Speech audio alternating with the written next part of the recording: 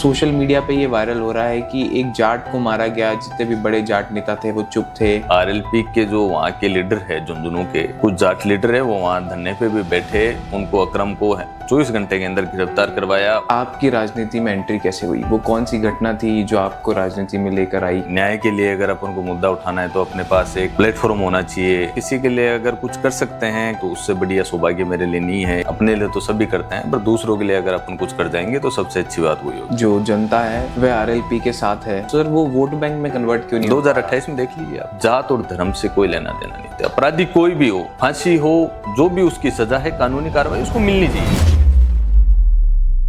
नमस्कार, मेरा नाम है अक्षत पारिक और आप लोग देख रहे हैं गोलिटिक्स। आज हमारे साथ मौजूद है आरएलपी नेता आलोक बाजिया। नमस्कार आलोक जी, कैसे हैं आप? बढ़िया बढ़िया, बहुत अच्छे। सबसे पहले तो बताइए साहब कि आपकी राजनीति में एंट्री कैसे हुई? वो कौन सी घटना थी जो आपको राजनीति में लेकर आई? कौन सी घटना जिसने आपको राजनीति में आने के लिए प्रेरित किया? राजनीति में आने के लिए प्रेरित, मैं काफ़ी टाइम से राजस्थान यूनिवर्सिटी में भी एक्टिव थे। हम हमारे कई साथीगण भी थे जो राजनीति में भी है।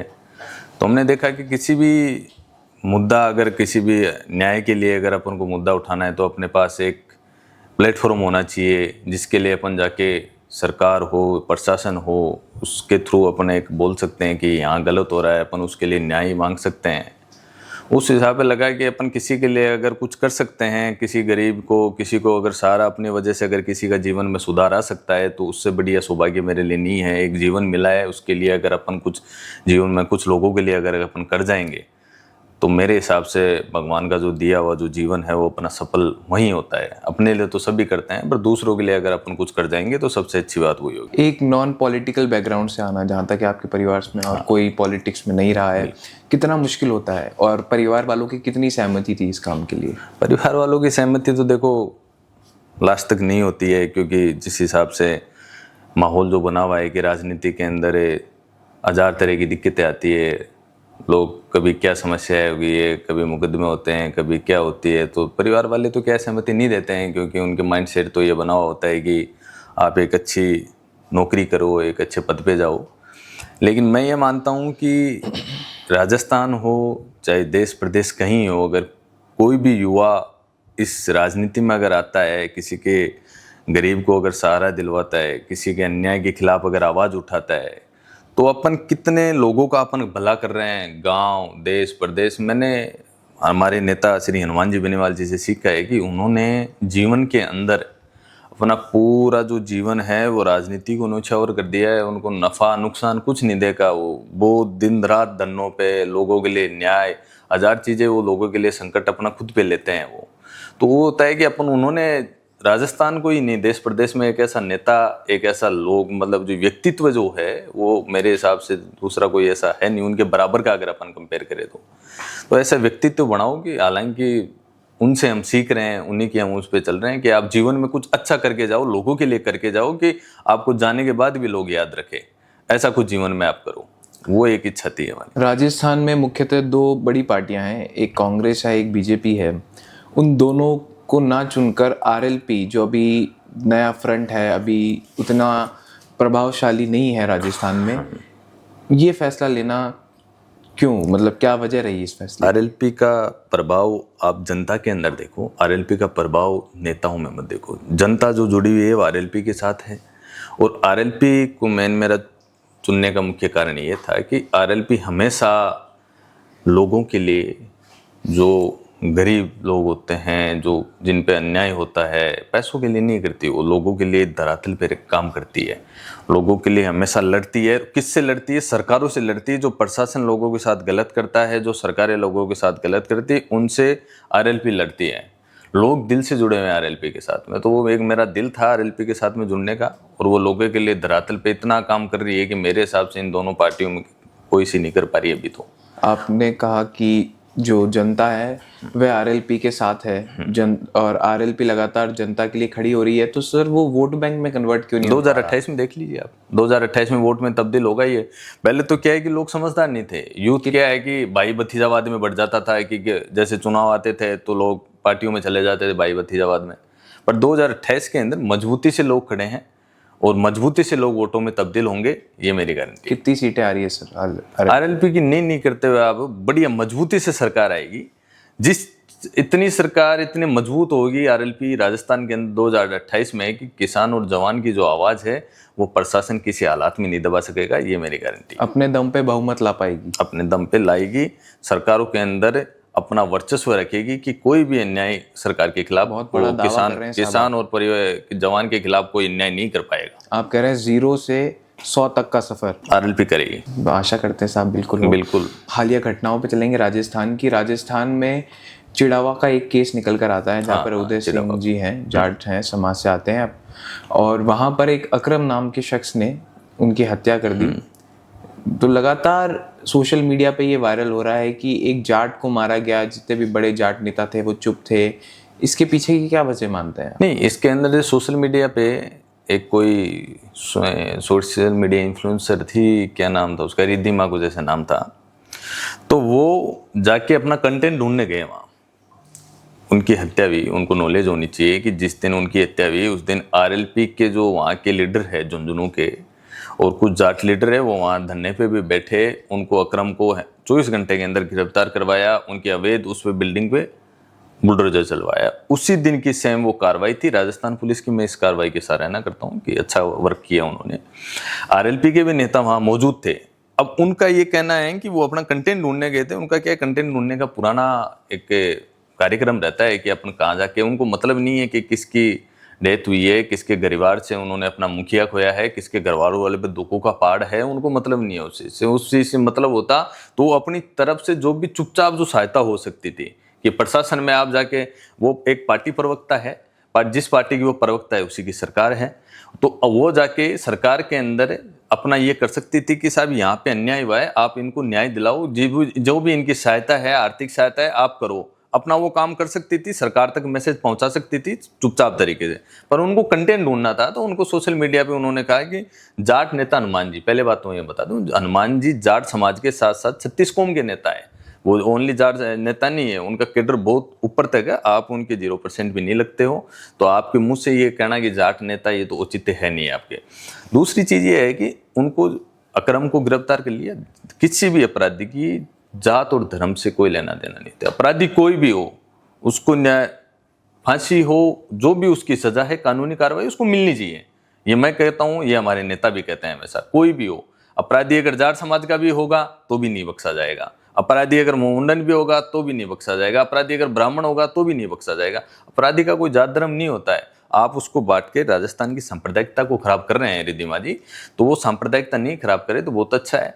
अगर कोई भी गलत करता है तो मैं कह रहा हूँ, आप खड़े हुए फांसी दिलवाइए, हम खड़े हैं साथ में, आप दिलवाओ ना फांसी। ये क्यों कह रहे हो कि ये इन्होंने ये कर दिया, वो आ नहीं रहे? उन्होंने अपनी बातचीत कर ली प्रॉपर, उनको जो मिल रहा है, उनकी जो भी मांगे हैं, अगर उनका सरकार कार्रवाई अगर नहीं करती है कुछ दिनों में, तो आरएलपी हमेशा खड़ी है, पहले भी खड़ी थी। उन्होंने धरना प्रदर्शन किया, उनको 24 घंटे में गिरफ्तार करवाया और न्याय दिलवाया, आगे भी खड़ी रहेगी। और हम जो उदयवीर जी का जो परिवार है, उनके साथ में हमेशा 24 घंटे खड़े हैं। कभी भी जब भी उनको जरूरत पड़ेगी, हम 24 घंटे वहाँ खड़े हैं। वहाँ जाके हम कंटेंट नहीं बढ़ाएंगे कि ये वो नहीं आ रहे हैं, ये क्यों नहीं आ रहे हैं। हम हमारा काम करेंगे वहाँ न्याय दिलाने का। सड़कों पे बैठना पड़ेगा तो दिलाएंगे, पर वो बातें तो होगी कि उनको मिल गया, कहाँ तक न्याय मिला है, उनकी क्या मांगे अधूरी रह गई, वो उन तक पहुंचे तो सही कि ये चीज़ है। तो एमपी साहब का भी कोऑर्डिनेशन चला था, उन्होंने भी कहा था कि अगर नहीं होता है तो हम जाएंगे जरूर। लेकिन ये जो सांप्रदायिकता खराब करने की, कंटेंट ढूंढने की जो सोशल मीडिया इन्फ्लुएंसर है, ये बहुत अलग चीज़ है। ये इनकी भावनाएं जो लोगों की है, लोगों की भावना के साथ खिलवाड़ कर रहे हैं, वो उसको कोई मतलब नहीं। अकरम को कड़ी से कड़ी सजा होनी चाहिए कि बिल्कुल होनी चाहिए अकरम को। मैं तो कहता हूँ अकरम को फांसी होनी चाहिए। पर कानून भी एक चीज है, अपने देश प्रदेश में कानून है। अब मैं कानून से ऊपर तो जा नहीं सकता, ना हमारी पार्टी जा सकती, ना हमारे नेता जा सकते, कानून से ऊपर तो जा ही नहीं सकते ना। तो कानून जो होती है, मैं कहता हूँ कानून में अगर फांसी का प्रावधान है तो आप फांसी दो उसको, हम तैयार है। आपको अगर हमारी कहीं भी जरूरत है कि इसको फांसी देने के अंदर किसी की अगर ऑफिशियली कहीं लिखित में है, तो हमारी आरएलपी की पूरी राजस्थान ही नहीं, पूरे देश प्रदेश में जो भी आरएलपी की व्यक्ति सब तैयार खड़े मिलेंगे आपको। फांसी दो आप, हम ये थोड़ी करें फांसी मत, पर जो गलत करेगा वो गलत है, उसको आप फिर पूरा समाज, पूरे देश धर्म को मत लाओ उसके अंदर। अपराधी अपराधी होता है, अपराधी की जात धर्म नहीं होती है। तो हनुमान बेनीवाल जी वहाँ जाएंगे, मिलेंगे, जो पीड़ित परिवार है उनसे मिलेंगे, आप जाएंगे, आप मिलेंगे उनसे? बिल्कुल मिलेंगे। अगर न्याय नहीं मिलेगा, उनकी अगर परिवार की कोई बातें अगर नहीं मानी जाएगी, उनको कोई आर्थिक सहायता जो भी है उनकी परिवार के अंदर उनके अगर मान लो कमाने वाला नहीं है, उनको कोई भी सरकारी जो भी नौकरी की अगर कोई चाहिए या जो भी उनकी मांगे हैं, अगर सरकार उनकी मांगे नहीं मानेगी तो आरएलपी आज भी खड़ी है, हमेशा लोगों के लिए खड़ी रहती है, आगे भी खड़ी रहेगी। अन्याय के खिलाफ हमेशा आरएलपी डटी रही है, डटी रहेगी, न्याय लेके उठे हैं। एक विवाद हालिया काफ़ी चला था, दो बड़े जाट नेता हनुमान बेनीवाल और राजा राम मील दोनों के बीच में मुकेश भाकर के अंतरजातीय विवाह को लेकर काफ़ी ज़्यादा बहसबाजी हमें देखने को मिली। उस विषय पे आप क्या कहना चाहेंगे? नहीं, राजा राम जी क्या है कि समाज के ठेकेदार बने हुए हैं, समाज को उन्होंने लगभग खराब कर दिया है, जितना उनको करना था उन्होंने वो खराब कर चुके हैं। पर अब वो ये चाहते हैं कि मैं ही एक ठेकेदार रहूं, कि मैं समाज का ठेकेदार बनकर समाज को बेच दूं। और हनुमान बेनीवाल जी समाज को बचाने में लगे हुए हैं, 36 कौम को साथ लेके चल रहे हैं। तो उनकी क्या है, थोड़ी सी ये अंदर से हो जाती है कि यार ये समाज को बचाने का तो अपनी दुकानें बंद हो जाएगी। उनकी दुकानें जो चल रही है, जो भी संगठन उन्होंने बना रखे हैं, वो दुकानें बंद होने के कगार पे है।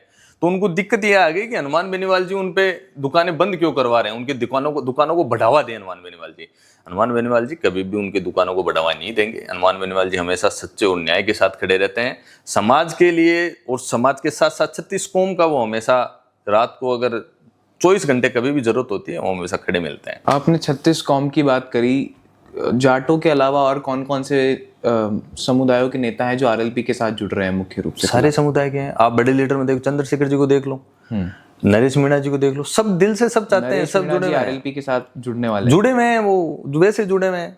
नहीं सब, जैसे एक नेता है कि कांग्रेस में है तो कांग्रेस में है, एक नेता है अगर बीजेपी में है तो बीजेपी में है। वैचारिक जुड़ाव की बात नहीं कर रहा मैं, पार्टी लाइन के साथ जुड़ने की बात कर रहा हूँ। पार्टी लाइन के साथ जुड़े हैं। अब आगे का उनका क्या डिसीजन रहता है, वो अपनी अलग पार्टी बनाते हैं या फिर आरएलपी में आते हैं, उस पर तो मैं कोई टिप्पणी नहीं कर सकता। पर वो आरएलपी के साथ जुड़े हुए हैं, हमेशा पहले से भी जुड़े हुए थे। उनके जब चुनाव थे, जब प्रचार चुनाव में हमारे नेता श्री हनुमान जी बेनीवाल जी गए भी थे और उन्होंने काफ़ी अच्छा प्रभाव पड़ा था उनके जाने से। जनता ने उनको जब दोनों को मंच पे साथ देखा तो जनता काफ़ी खुश भी थी। तो लोग दिल से जुड़े हुए हैं। बड़े बड़े समाज जो है वो यहाँ आरएलपी परिवार में आरएलपी के लोगों के साथ बहुत अच्छे से जुड़ाव है। ये जो कुछ लोग हैं जो इसको बांटने में लगे रहते हैं, उनकी मंशा कभी पूरी नहीं होगी। आरएलपी मजबूती से आगे बढ़ रही है। 2028 में आप बहुत बड़ा बदलाव देखने को मिलेगा आपको, और बदलाव इतना तेज होगा कि आप कुछ समझ नहीं पाओगे कि ये भी बदलाव सरकार पार्टियां भी इतनी डाउन जा सकती है, क्या ये थर्ड फ्रंट इतना ऊपर आएगा है, आपको ये मैं लिख के दे रहा हूँ। साहब पहली बार के विधायक और पहली बार के मुख्यमंत्री बनते हैं भजन लाल शर्मा, उनकी कार्यशैली को कैसे देखते हैं? भजन लाल शर्मा जी की कार्यशैली आप या तो यूं देख लो कि कोई सरपंच का अगर अपन चुनाव लड़ रहे हो, अपन को सरपंच का कैडर ही पता है। आगे की कार्यशैली विधायक बनने के बाद सीएम की कार्यशैली क्या रहती है उनको नॉलेज भी नहीं थी। हालांकि राजस्थान के अंदर भजन लाल जी सरकार चलानी नहीं, भजन लाल जी ओनली बैठे हैं, वो उनको मुखौटा बैठा दिया है सरकार। CS और ये जो ऊपर से दिल्ली से चल रही सरकार भजन लाल जी नहीं चला रहे हैं। पर फिर भी मैं ये कहना चाहता हूँ कि भजन लाल जी जिस हिसाब से लोगों के साथ में जो जुड़ाव कर रहे हैं, उनसे मेरा निवेदन यही है कि लोगों को आप अगर न्याय दिलाओगे, लोगों के साथ अगर आप खड़े रहोगे तो आपको वो दुआएं देके जाएंगे। जीवन के अंदर सरकारें आती जाती रहेगी, आपका पद आता जाता रहेगा, पर आप लोगों के साथ न्याय करो जिससे कि आप जीवन के अंदर सुख प्राप्त कर सको। ये सबसे बड़ी चीज़ है। भजन लाल जी भी क्या है, कार्यशैली का पता नहीं है। भजन लाल जी इस चीज़ में प्रॉपर काम कर नहीं पा रहे हैं अभी खुद भी। आपने कांग्रेस काल भी देखा, आप ये वाला काल भी देख रहे हैं। अशोक गहलोत और भजन लाल शर्मा दोनों में बेहतर मुख्यमंत्री किससे मानते हैं? इसमें तो देखो अशोक गहलोत और भजन लाल जी में देखा जाए तो अशोक गहलोत जी अनुभवी है, तो अनुभवी है तो हो सकता है कि उनको ज्यादा अनुभव होगा। सरकार तो वही अच्छे से वैचारिक राय में जाना, वैचारिक राय में तो सरकार अनुभवी आदमी ज्यादा अच्छे से चला सकता है। अब आज अगर आप देखो तो हमारे नेता है, अगर आप पार्टी हनुमान बेनीवाल जी ने अपनी पार्टी बना के विधायक भी बनाए, पार्टी बना के चलाना बहुत बड़ी बात हो जाती है। बड़े बड़े जो लीडर है, जो सेंटर तक के लीडर है, वो पार्टी नहीं बना सकते साहब। जिन्होंने एक बहुत अच्छा मैसेज दिया है कि राजस्थान के लिए एक पार्टी ऐसी बनाई है जो किसान और जवान के लिए, जो पैसे वालों के लिए, जो ये लोग होते हैं जो भ्रष्टाचारी, उनके लिए पार्टी नहीं है। ये पार्टी किसान जवान के लिए, सत्य के लिए एक पार्टी बना के खड़ी करना, और उसको 10 साल तक कंटिन्यू चल रही है। ये बहुत बड़ी बात हो जाती है। बड़े बड़े लीडर नहीं चला पाते हैं, तो इनका मुकाबला कोई नहीं कर सकता। आपने अनुभव की बात करी तो हनुमान बेनीवाल से तो ज्यादा अनुभव अभी अशोक गहलोत को है। अगर इन दोनों में से चुनना पड़े तो किसे चुनेंगे? हनुमान बेनीवाल जी। वहाँ पे सर एक्सपीरियंस काम नहीं? उन्होंने अनुभव जमीन से लिया है। अशोक गहलोत जी ने तो पार्टियों की वो एक ही है, पार्टी में बैठ के वो पद लिए हैं, वो जुड़ाव जमीन से है इनका, जनता को समझा है उन्होंने, तो वो उनके मुकाबले के अनुभव को बराबर नहीं है। अनुभव कितना लिया है ऐसा ये भी नहीं है कि कोई 80 साल के व्यक्ति है, हाँ मान लो उन्होंने अपने जीवन में 80 साल दिए हैं तो उनको कुछ बातों का ज़्यादा ज्ञान होगा, लेकिन संघर्ष भी बड़ी चीज़ होती है। संघर्ष और अनुभव दोनों का अगर मेल जोल है तो संघर्ष अनुभव वाला बड़ा है। आप कह रहे हैं कि अशोक गहलोत जी ने उतना संघर्ष नहीं किया? नहीं किया, बिल्कुल, वो तो हनुमान बेनीवाल जी ने किया। डिस्टर्ब एरिया एक्ट लेकर आया जाता है राजस्थान में, एक बहुत बड़ी सीमा साझा करता है पाकिस्तान से राजस्थान, बॉर्डर लगता है हमारा। डिस्टर्ब एरिया एक्ट लेकर आना हो, चाहे धर्म परिवर्तन को सख्ती से लागू करवाना हो, लव जिहाद वाले मामले हो, कैसे देखते हैं साहब इनको? नहीं, अच्छा है, अगर कहीं भी गलत हो रहा है उसके लिए अगर सरकार अलग इंटेलिजेंस जो भी है अंतर्राष्ट्रीय लेवल पे हो या राष्ट्रीय लेवल पे हो, अगर सरकार अपनी कार्रवाई करती है तो बहुत अच्छी बात है, पर उसको लागू करो। वो कागजों के अंदर आते हैं, वो कागज में आके सिमट जाते हैं। आप खेजड़ी का भी यहाँ पर्यावरण प्रेमी के लिए खेजड़ी का आंदोलन चला था, आपको पता हो तो उस आंदोलन में क्या हुआ, आपने कार्रवाई देखी क्या अभी तक? वो यहाँ के मंत्री थे जो उन्हीं की समाज से आते हैं, वो जाट और विष्णु का डीएनए तो है ही हमेशा एक ही, जाट और विष्णु एक ही, अलग नहीं है। हमारे नेता ने भी खूब आवाज़ उठाई थी संसद के अंदर, हमारे नेता ने जो भी और सांसद थे उनको लेके पंपलेट लेके वहाँ पे विरोध किया था, संसद के अंदर विरोध किया था। वो एक सिंगल नेता था श्री हनुमान जी बेनीवाल, जिन्होंने केजरी के लिए पर्यावरण प्रेमियों के लिए हमेशा से वो करते हैं संघर्ष, उन्होंने किया था। पर उसका बीच में आके जो ये मंत्री बने हुए हैं सरकार के अंदर है, विष्णु समाज से ही हैं, उन्होंने क्या किया कि समझौते को उसको अपने फायदे के लिए उस समझौते को वहीं पे समाप्त कर दिया कि अपने को आगे जाके सरकार का दबाव आया होगा कि आप इसको समाप्त कराओ धरने को, वो जाके उसमें कि हाँ हम ये विधानसभा चालू होगी तो पहले दिन ये रख देंगे। कहाँ गए आप? विधानसभा गई, खत्म हो गई, कहाँ कौन सा बिल है, लाओ आप बताओ। पर्यावरण प्रेमी बैठ गए। तो मैं ये कहना चाहता हूँ कोई भी धरना प्रदर्शन हो अन्याय के खिलाफ होना चाहिए। समाज के ठेकेदारों को आप धरना प्रदर्शन की कड़ी मत दो, नहीं वो आपको बेच खाएंगे। आपने कहा खेजड़ी आंदोलन में सबसे आगे हनुमान बेनीवाल थे, पर रविंद्र सिंह भाटी कहते हैं कि सबसे जो इस मुद्दे को सबसे ज़्यादा उठाने वाला अगर कोई राजस्थान में नेता है तो वो रविंद्र सिंह भाटी है। रविंद्र सिंह भाटी जी तो वहाँ से अपने क्षेत्र से आते हैं, बहुत अच्छी बात है कि वो मुद्दा उठा रहे हैं। युवा है, हमारे सीनियर भी है, बहुत अच्छी बात है, वो अच्छे व्यक्तित्व से अपने मुद्दे उठाते हैं। लेकिन रविंद्र सिंह भाटी जी से भी क्या हो पा रहा है, अभी नहीं कर पा रहे हैं, सरकार में नहीं है। पर मैं ये कहना चाहता हूँ समाज के नाम पे अगर कोई बेच के खा रहा है तो उसको आप मंच पे मत आने दो, आप कॉम्प्रोमाइज मत करो। अगर कोई किसी मुद्दे को अगर आप लेके बैठे हो, वहाँ पे विष्णु जी गए थे, समाप्त कर दिया। मैं तो उसकी न्याय की जो आप रविंद्र भाटी जी विधानसभा में जाते हैं तो रविंद्र भाटी जी को पूछना चाहिए था क्या हुआ, क्या कार्रवाई है, आप बताओ तो सही हमें, कुछ कार्रवाई हुई है कि नहीं हुई है। अब जनता के सामने रखो कि ये कार्रवाई हुई है, वो वहीं पन्नों के अंदर सिमट के क्लियर मत करो कि आप फाइल बंद करके आपने समझा दी। तो इससे जनता के साथ जो अन्याय होता है वो बहुत गलत है। पर्यावरण प्रेमी भी है लोग, खेजड़ी हमारे राजस्थान के अंदर यूँ है कि लोगों को छाँव, तो लोगों के लिए बहुत प्रेम होता है। खेजड़ी के लिए कितनी सर कटवा ली थी विष्णु समाज ने, आप थोड़ा बहुत तो सोचो, जिन्होंने अपनी जान गंवा दी खेजड़ी के लिए, आप उस फाइल को एक पन्नों में पैक करके झांसा देकर बंद कर दिया। साहब एक बीजेपी प्रवक्ता है, वो कहते हैं कि हनुमान बेनीवाल थोड़े अनप्रोफेशनल हैं, काफ़ी गुस्सेल स्वभाव के माने जाते हैं, तो काफ़ी मुश्किल होगा उनके लिए एक तीसरा फ्रंट खड़ा करना। जो बीजेपी के जो नेता है, मैं उनको ये बोल रहा हूँ, प्रोफेशनल हो गया, आप क्या कर रहे हो, क्या कर लिया आपने? आप आ जाओ सामने, और हमारे अनप्रोफेशनल आप जिनको बोल रहे हो ना, आपसे ज़्यादा ज्ञान हो उनको। वो जब धरनों में बैठते हैं, जब प्रशासन वहाँ मंच पे आता है ना, तो वो मंच पे जो प्रशासन आता है वो तो अनप्रोफेशनल नहीं होगा, तो प्रोफेशनल ही है। तो वो जब डीलिंग करके जाता है तो वो भी 4 बार सोचता है कि किस लाइन को, किस मुद्दे को मैं बोलूं। आप इस वहम में मत रह जाना कि अनप्रोफेशनल है, कहीं आप इस वहम में रोके कहीं भीड़ के आ जाओ कि साहब अनप्रोफेशनल पता नहीं होगा, सारी चीज़ों का पता है, बहुत अच्छा, आपसे डबल प्रोफेशनल है। इस चीज़ का भी बता देता हूँ, उन्होंने संघर्ष से बहुत चीज़ें सीखी है, और आप किताबों से पढ़ के आए हो कि हम किताब में एक लाइन होती है कि श्याम सुंदर, ये लाइन रटने वाली चीज़ें नहीं, उन्होंने संघर्ष से चीज़ें ली। एक और काफ़ी मुद्दा, आप छात्र राजनीति में काफ़ी एक्टिव रहे हैं, पेपर लीक का मामला लगातार राजस्थान में आ रहा था। अभी SI भर्ती 2021 को भी रद्द किया गया, इस फैसले को कैसे देखते हैं? बहुत अच्छी बात है। हमारे नेता श्री हनुमान जी बेनीवाल ने 4 महीने तक ये संघर्ष किया था, सड़कों पे बैठे थे। आप बता दो कोई राजस्थान का एक लीडर है क्या? ये तो मैं समझाना चाह रहा हूँ कि राजस्थान का जो यूथ है, यूथ को ये समझ में नहीं आ रहा है कि एक लीडर है जो उनके न्याय के खिलाफ लड़ने वाला, सिंगल एक लीडर बचा है जिसके खिलाफ लोग, प्रशासन, सरकारें डरती है। वो क्यों डरती है कि वो अन्याय के खिलाफ सड़कों पे बैठते हैं हमेशा। 4 महीने तक छोड़ो, आप 4 दिन तक लोग धरने पे नहीं बैठते हैं। जो बड़े बड़े नेता जो एसी में बैठते हैं वो 4 दिन तक धरने में, छोड़ो 4 घंटे भी नहीं बैठ पाते हैं। जिन्होंने 4 महीने तक धरना चला के और सरकार को चैलेंज देके और इस एसआई भर्ती को, जो भी इसके अंदर गिरह भ्रष्टाचारी थे, वो सारे कई लोगों का भविष्य खराब हो गया था। जिन्होंने अपनी ईमानदारी से मेहनत की थी, वो अपनी योग्यता का इंतजार कर रहे थे कि हमें कब न्याय मिले, हमारी योग्यता का। उनको न्याय मिला है, बहुत खुश हुए हैं, पूरा राजस्थान खुश है इस एसआई भर्ती की रद्द से।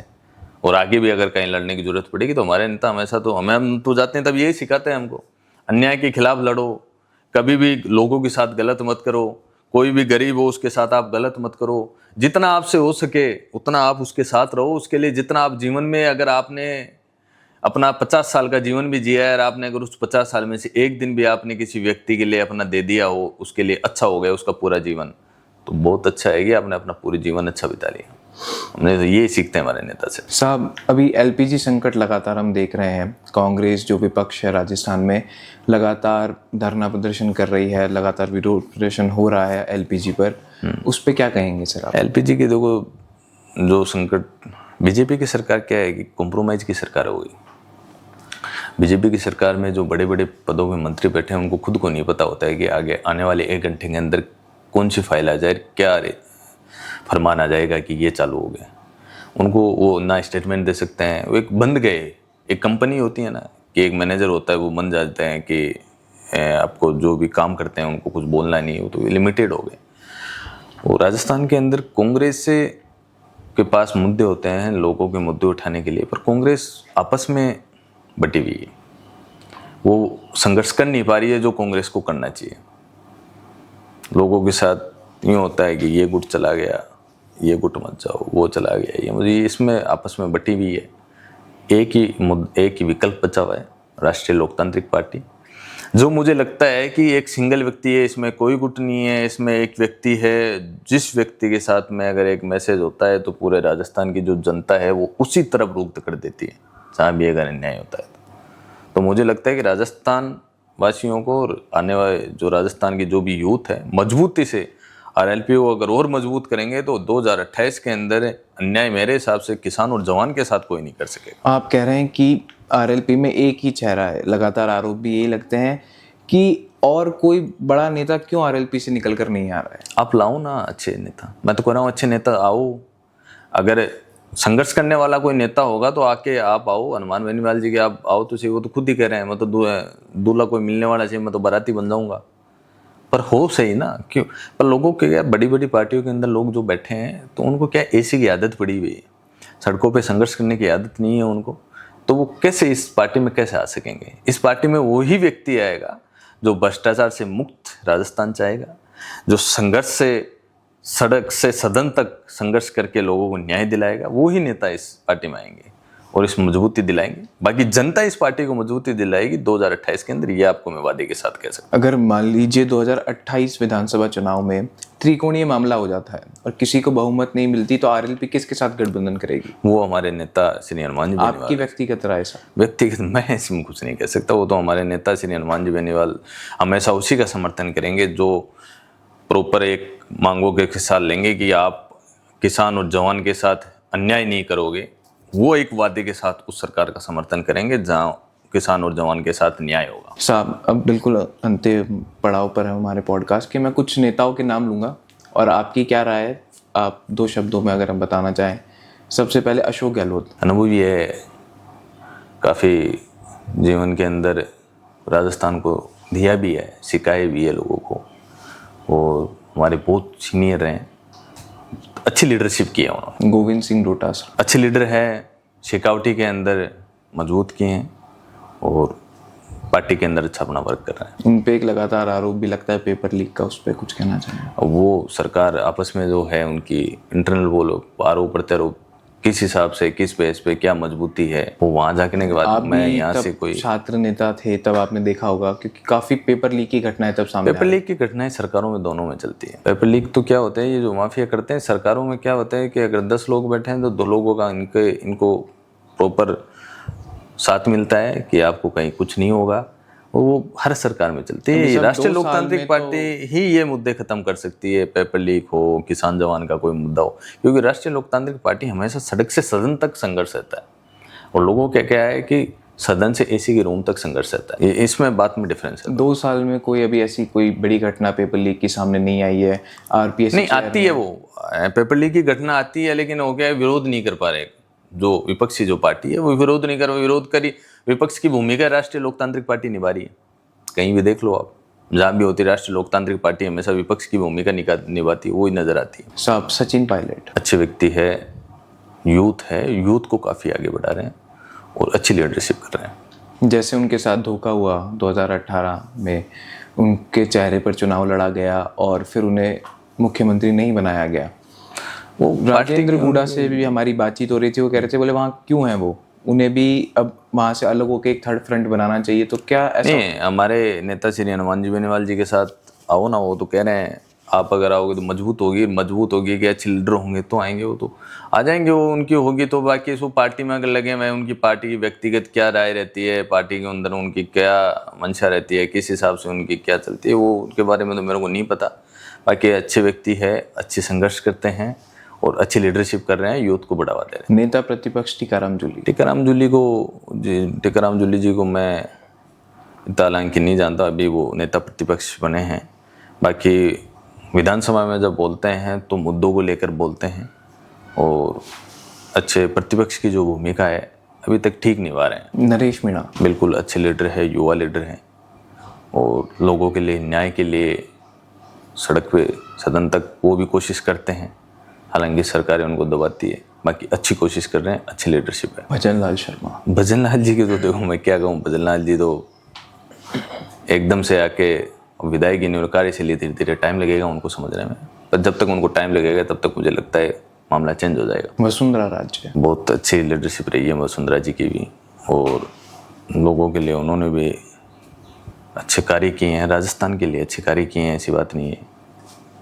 बाकी लीडरशिप उनकी भी अच्छी रही है और पुराने लीडर वो पार्टी के लिए भी उन्होंने अच्छे कार्य किए। रविंद्र सिंह भाटी युवा लीडर है, बाड़मेर को बढ़ावा दिया है, बाड़मेर की जो लोगों की जनता है जागरूक किए हैं और मजबूती से और संघर्ष से युवा जोश के साथ में राजनीति कर। हनुमान बेनीवाल वो तो सब इधर एक हो गए। हनुमान बेनीवाल जी का तो आप जानते ही हो, जो लीडरशिप और जो एक व्यक्ति और जिस तरीके से देश प्रदेश को आगे कैसे बढ़ाना चाहिए, वो हमारे नेता श्री हनुमान जी बेनीवाल जी से, कि लोगों के लिए, न्याय के लिए सड़क से सदन तक संघर्ष करते हैं। वो उसमें चाहे रात हो चाहे दिन हो, एक्शन जो लेना होता है उनको उसी टाइम लेते हैं। वो ये नहीं कि आप कागज रख जाओ बाद में देखेंगे, हमेशा आप उठा के कभी भी देख लो, आप जाओगे ये काम है, एंड टू एंड एक्शन लेके उसको काम को वहीं कराएंगे। हमेशा गरीबों के लिए, लोगों के, असहाय लोगों के लिए, हमेशा न्याय के लिए खड़े रहते हैं। जहाँ भी ज़रूरत पड़ती है हमेशा हमारे नेता श्री हनुमान जी बेनीवाल जी खुद और उनकी जो पार्टी है वो हमेशा संघर्ष रही है, संघर्ष करी है। उन्होंने अपना पूरा जीवन जो है पूरे राजस्थान के लिए दे दिया है, और आगे आने वाला जो जीवन है, अगर राजस्थान ने उनको 5 साल भी अपना जीवन दे दिया तो बहुत और मजबूती मिलेगी। आलोक जी मैं तो साहब एक आम कार्यकर्ता हूँ, एक छोटा मोटा संघर्ष कर रहे हैं। कहीं भी अगर मेरी ज़रूरत होती है, कहीं अगर लगता है कि मैं जाऊँ तो हम वहाँ पहुँच जाते हैं। हमारे नेता श्री हनुमान जी बेनीवाल जी का जो भी निर्देश होता है उनकी पालना कर रहे हैं। एक आखिरी सवाल के साथ खत्म करेंगे। यूथ कांग्रेस के अभी चुनाव है और 2 बड़े नेता अनिल चोपड़ा और अभिषेक चौधरी दोनों आमने सामने हैं। आपके मुताबिक कौन जीतता दिखाई दे रहा है? वो तो देखो, यूथ कांग्रेस में तो पार्टी का क्या रहता है, किस हिसाब से वोटिंग, जो भी अपना संघर्ष करेंगे, ग्राउंड पे जिनका जो संघर्ष है वो जीतेंगे। आपके हिसाब से आप भी काफ़ी करीब रहे हैं दोनों नेताओं के? नहीं, अच्छे हैं। अभिषेक जी हमारे बड़े भाई की तरह हैं, रहे हैं हमेशा। व्यक्तिगत जो है हमारे टर्म्स अलग हैं, पार्टियाँ अलग है, व्यक्तिगत हमारे टर्म्स बहुत अच्छे हैं। वो संघर्षशील है, मारवाड़ से आते हैं, मारवाड़ से काफ़ी छोटी धरातल से उठ के उन्होंने काफ़ी संघर्ष करके यहाँ जयपुर के अंदर वो बैठे हैं। और यूँ मान लो कि एक असाधारण परिवार से आके उन्होंने अपना एक मुकाम पाया है और लोगों के लिए हमेशा वो भी न्याय के लिए जहाँ जरूरत पड़ती है खड़े रहते हैं। बाकी धरातल पे संघर्ष करेंगे, बिल्कुल अच्छी मजबूती मिलेगी। 2028 विधानसभा चुनाव, क्या हमें आलोक जी किसी विधानसभा से चुनाव लड़ते हुए दिखाई देंगे क्या? और अगर लड़ते हुए दिखाई देंगे तो कौन सी सीट से लड़ने वाले? नहीं, बिल्कुल ही ये मैं कोई चुनाव नहीं, अभी मेरा कोई ऐसा विचार नहीं है। मैं ओनली पार्टी के लिए काम कर रहा हूँ, पार्टी के लिए काम करता रहूँगा। भाई साहब का जो भी निर्देश होगा उसकी पालना करूँगा हमेशा। बहुत बहुत धन्यवाद साहब हमारे साथ। आप भी हमारे साथ बने रहिए। मैं अक्षत पारिक, गोरेटेक्स।